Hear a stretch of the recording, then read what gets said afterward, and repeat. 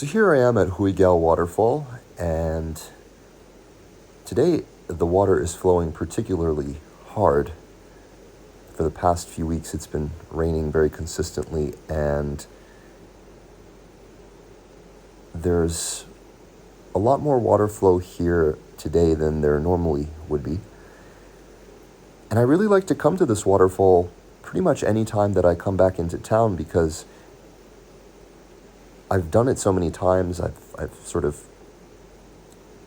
reconned it and felt the different holes there and figured out different paths and different ways to solve the problem. And what that essentially does is it gives you a yardstick by which to measure the mood of the waterfall and the general mood of the weather. So how strong is the water flowing? How cold is it? What's the temperature like? What's the density of the water like? Because the density affects the heaviness of it, right? You can see it's not very muddy, this water. It's fairly clear, so it's not as dense. And it just makes the climbing part more of a dependent variable, and it makes the nature component more the independent variable. In other words, it just allows you to see where the nature is at, right? So if you're going to go on a more involved adventure and do some more involved water crawling, then you kind of have a bit of an idea of what's involved. And this is actually, you can see me kind of slinking my way up this first little problem. And already at this point, I'm feeling how strong the current is. It's probably not really obvious looking at the video, but it's pushing me off pretty good. And normally I'm just slinking my way up this entire thing, no problem, but I quickly realized that I'm going to need to take a bit of a different approach here, because if I go to the left, which is usually where I go, if I go to the left, there's just no way, the current is too strong, and there's really no grips there. It's fairly smooth, so slinking up the left path there is not going to happen. I'll just get knocked off. And so now I'm trying a bit of a different approach.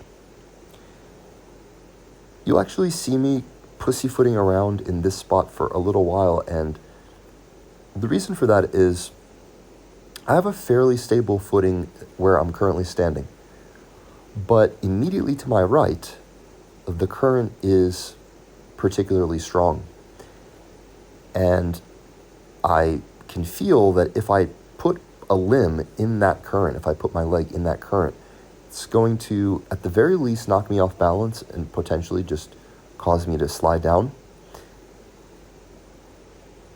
And so I'm just trying to feel around for grips on the rock, and I'm trying to essentially gain some stability before I step up to the next move, whatever that may be, because I actually don't know what it will be in this case. And that's kind of a concept or sort of an obvious thing once you've done enough of these water crawls, that if you've got a really strong current flowing at you or beside you, if you expose a limb or if any part of your body comes into contact with that current, because it's so powerful, it's going to knock you off balance. It's going to potentially wash you away. And so, like in this scenario, I'm basically trying to make sure I have something to hold on to with either my hands or some kind of a solid base or grip before I step to the right, because if my leg interfaces with that current, it's going to jolt me. And what I wind up doing actually is wedging my toe into a little crack in the rock face, and that's what allowed me to step up. But it took a while. I'm just feeling around and just trying to get a sense of, like, how am I going to do this without, I'm not wearing a helmet too, which is not advisable at all. And I realized that later in this little adventure that, gosh, I really should have worn a helmet, or I should have not done this at all. I actually freaked myself out pretty good. Kind of traumatized myself a little bit, but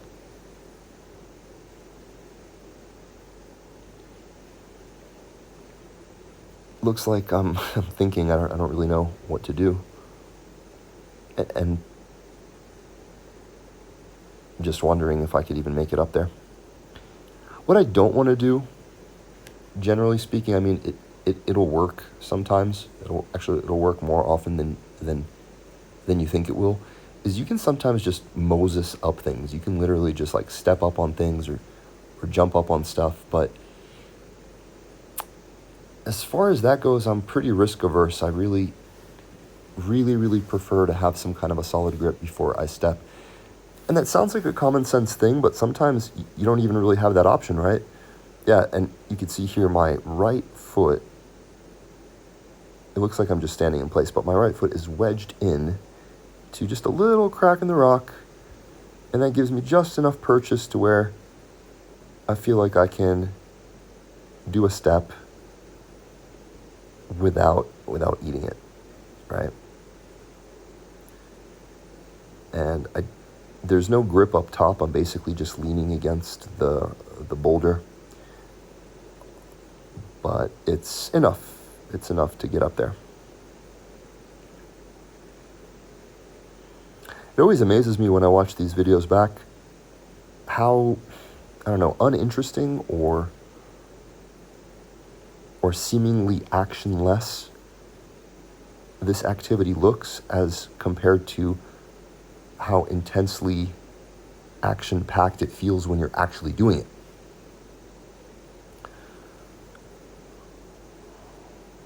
Okay. There we go. There's the step. And up we go. Now I'm just kind of staying low to the ground and using both my hands and feet to have four points of base.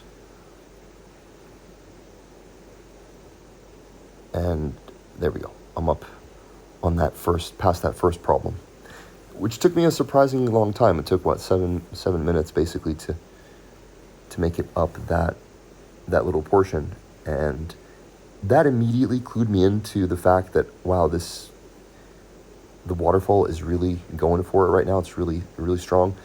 And, the thing to keep in mind, too, and this is something that I learned the hard way in some of our adventures, is when it starts to rain, and during the rainy season, it could just start to rain randomly while you're in the middle. It could be clear all day and then randomly start to rain.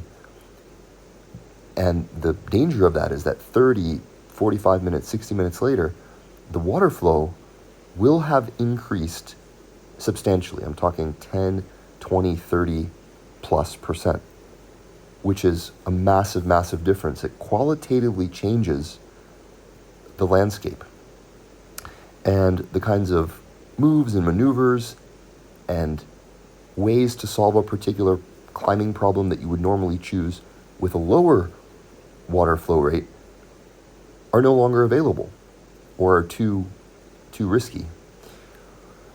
So that's the first problem. And then the second problem is that what you ascend when the water is not flowing as hard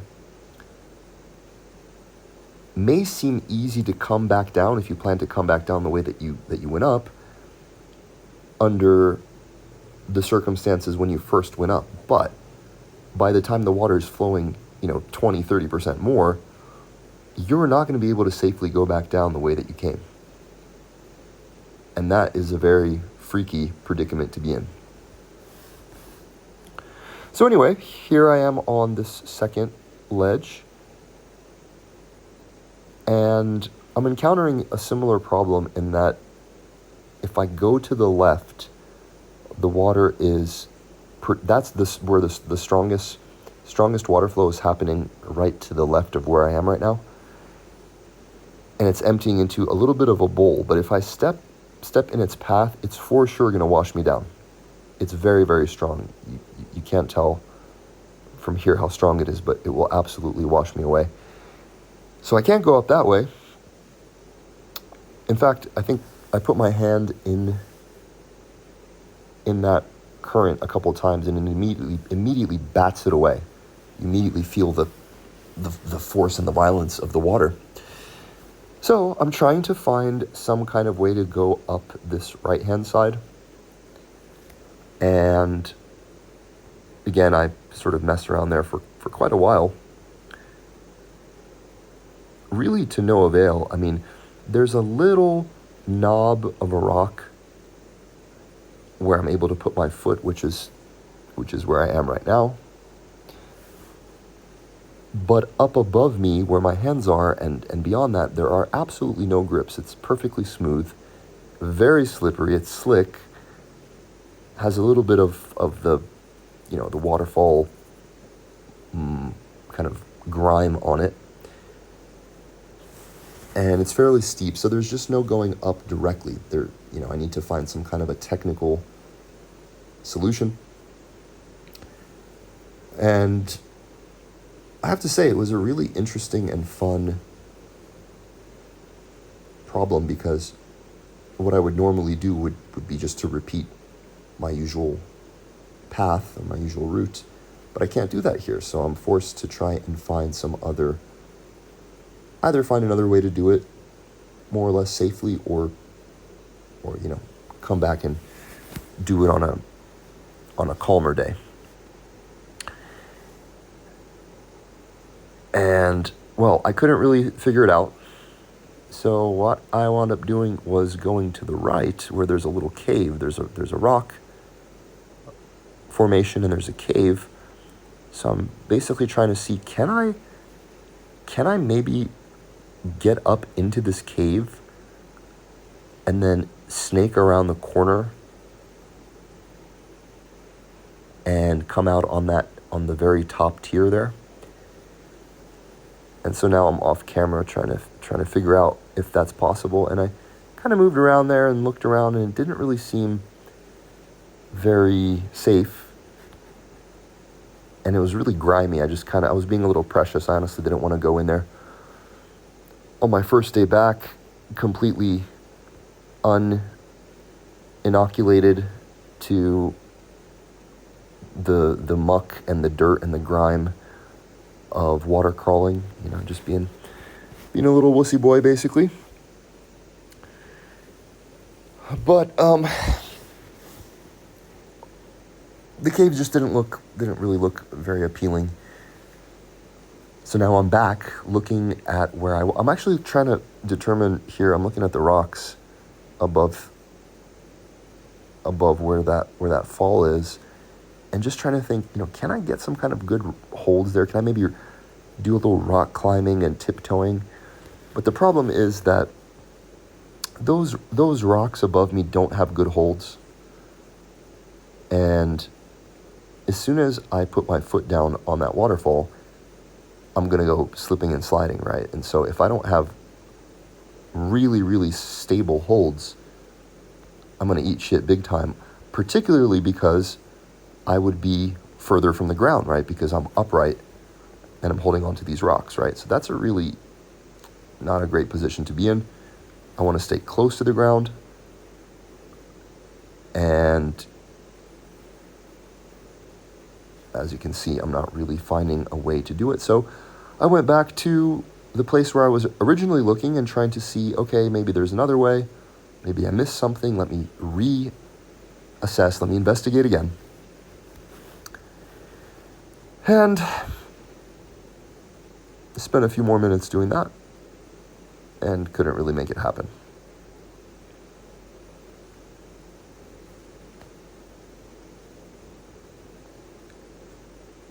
I did consider for a moment going to the left past where the current is going, but the problem is that where that current is flowing, it's basically like a little dimple in the rock. Where I currently am, the the pool or the hole goes down kind of deep, and there's a little lip.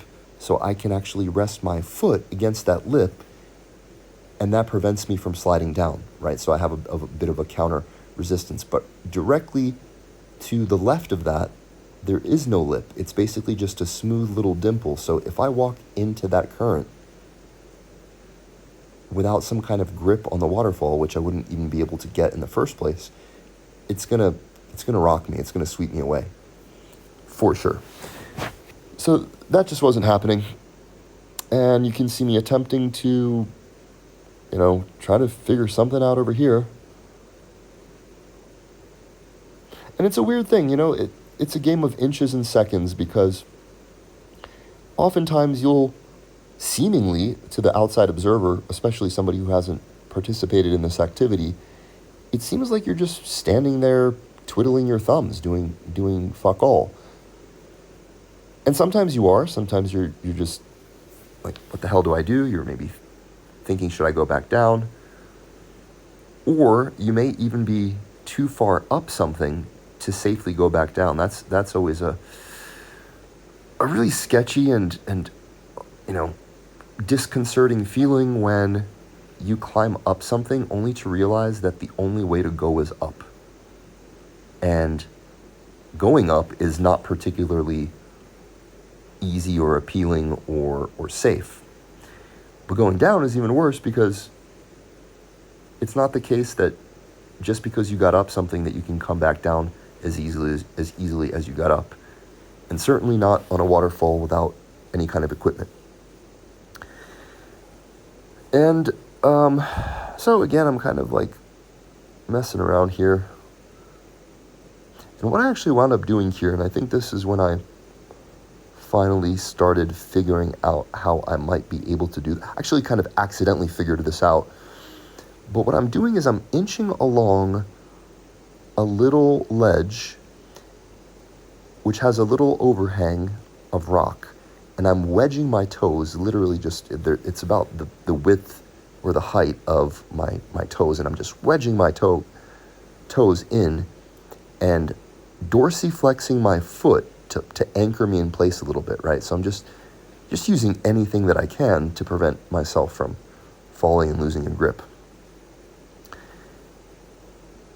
And then it kind of occurred to me, well, maybe if I can wedge my foot somewhere, more or less stable, and then pressure back up into the rock, basically wedge myself in between the waterfall and that rock above, maybe I can kind of do a little wedge climb up into that cave there, more or less safely. But that actually,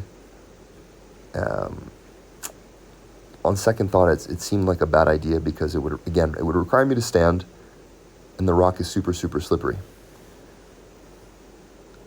So that's no good, right? And I think it's around at this point, maybe a minute or two after this point, that I start to, it's not even that I figured it out, it's almost like my body knew what to do, or sort of had an idea, and I just let it do its thing. And hopefully we'll see that momentarily. I'm just basically standing in place, trying to figure out what to do. Not really moving much, right?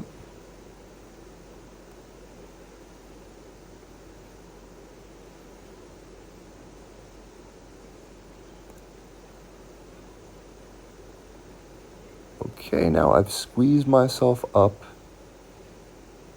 into the rock, or I tried to squeeze myself up into the rock, but it was just super sketchy. And at one point, hopefully soon, you'll see how I managed to get my ass up.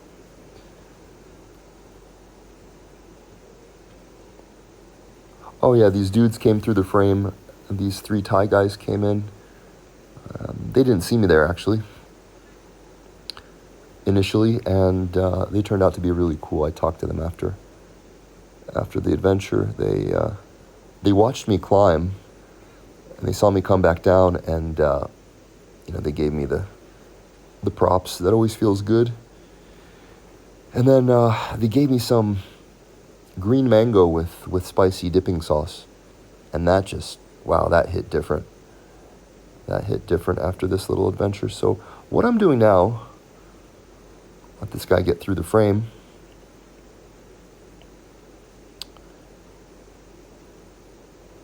And by the way, these guys, because I said that I couldn't get in front of that current, and you just saw that guy walk right past, well, he didn't actually go into the stream, into the current. They walked on the ledge above, which is an entirely different thing, right? But in order for me to climb to the next tier, I would have to be right in the path of the current, in the bowl, in the dimple, if that makes sense. You see, these guys aren't really going into the hole. They're walking on that ledge where there's less water, right? Where the water gets dispersed across the surface of the rock in all directions, rather than concentrating into that dimple. Right, so that's how they did that. Now, what I'm doing here is I'm actually sitting on my butt.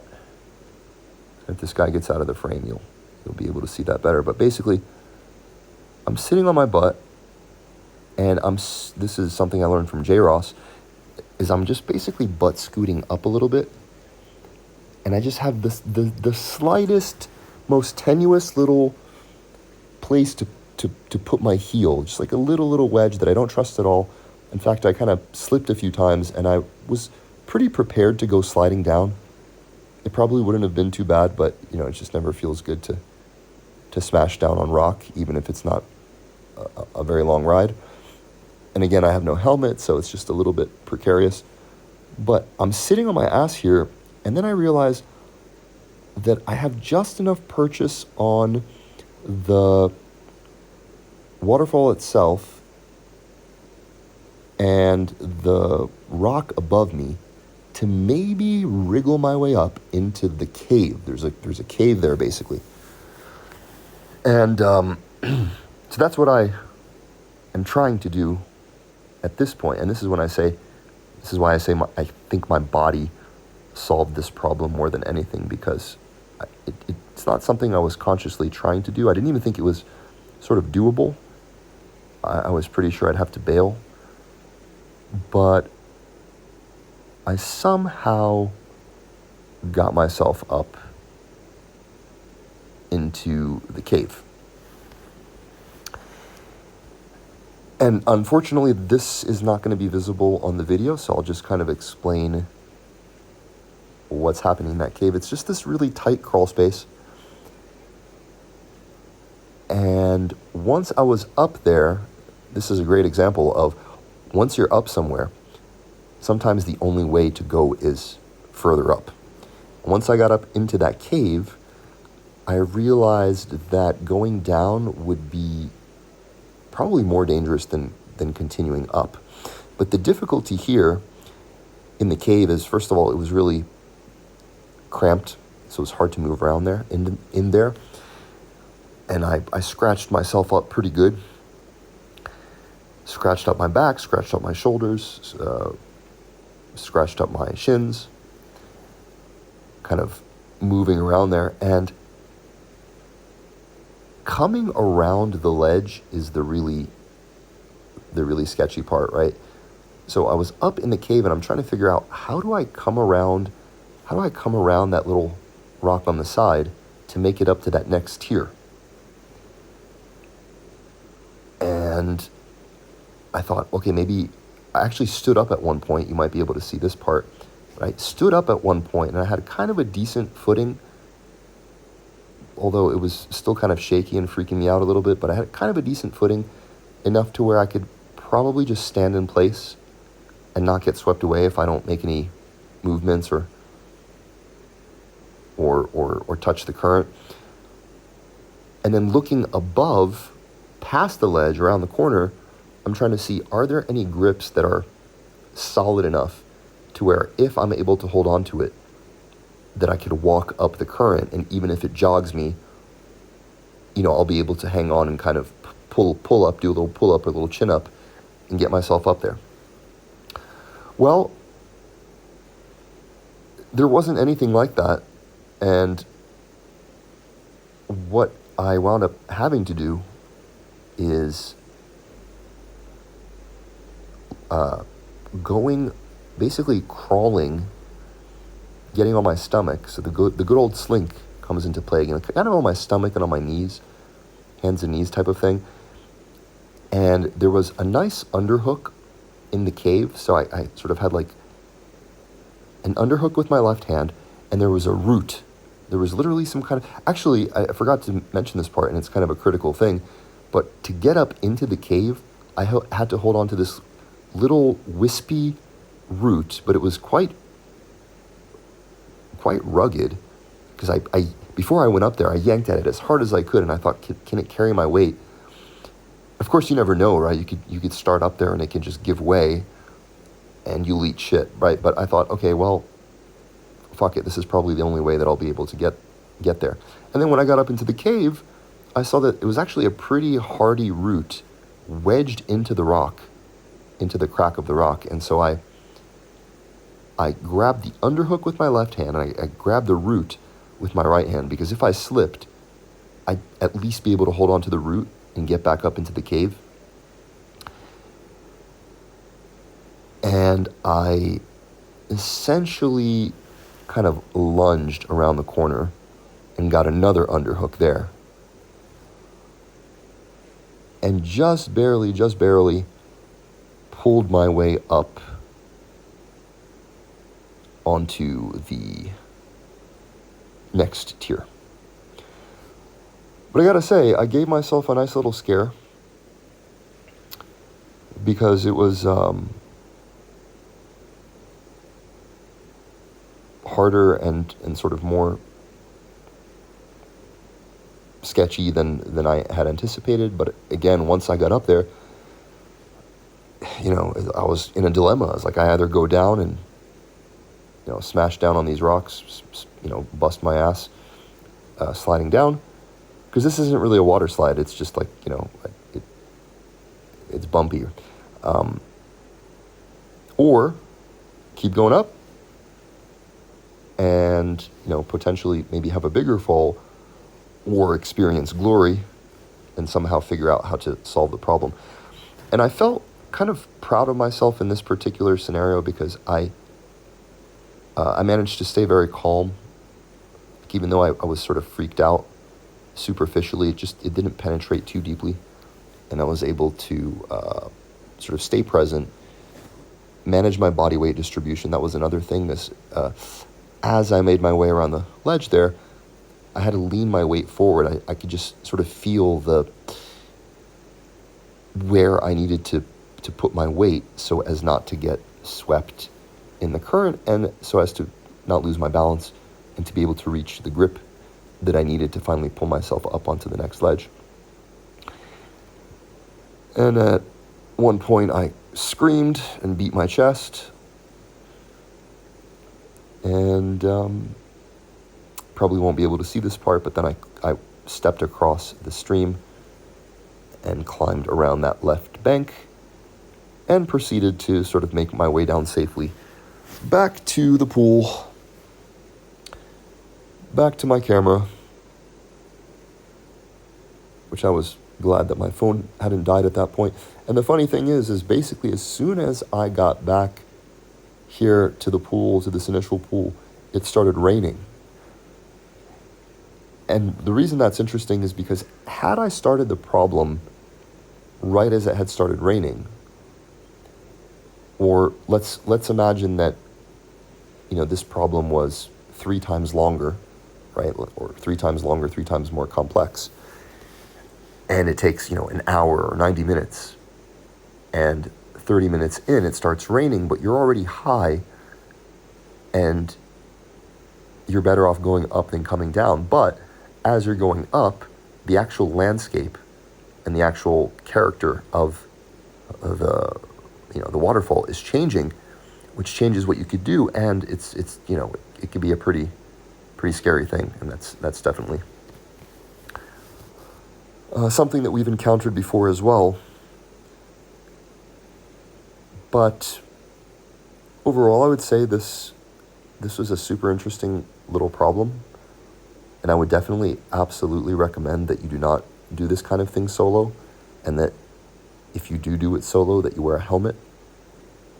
I just don't know why I didn't do that. That's really ill-advised and really stupid, but I honestly didn't even think I'd be doing this problem this way, but it was kind of, I put the tip in, so to speak, and you know, next thing I know, I gotta see it through. So, really great little spot. It's a very popular spot. Thai people come here. Tourists come here. Thai people come here, do picnics. It's not really a picnic day, so I was pretty much alone, save for those 3 Thai guys who went and sat under the sort of the ledge, the rock cave to the left, and we're just hanging out, eating some mangoes, and talked with them for a few minutes. They were super cool. We were just talking about how much we all love Chiang Mai. That's kind of a universal thing here in Chiang Mai, is there's just so many people who love Chiang Mai and love to talk about how they love Chiang Mai. And northern Thailand in general is just, you know, like the best place ever, basically.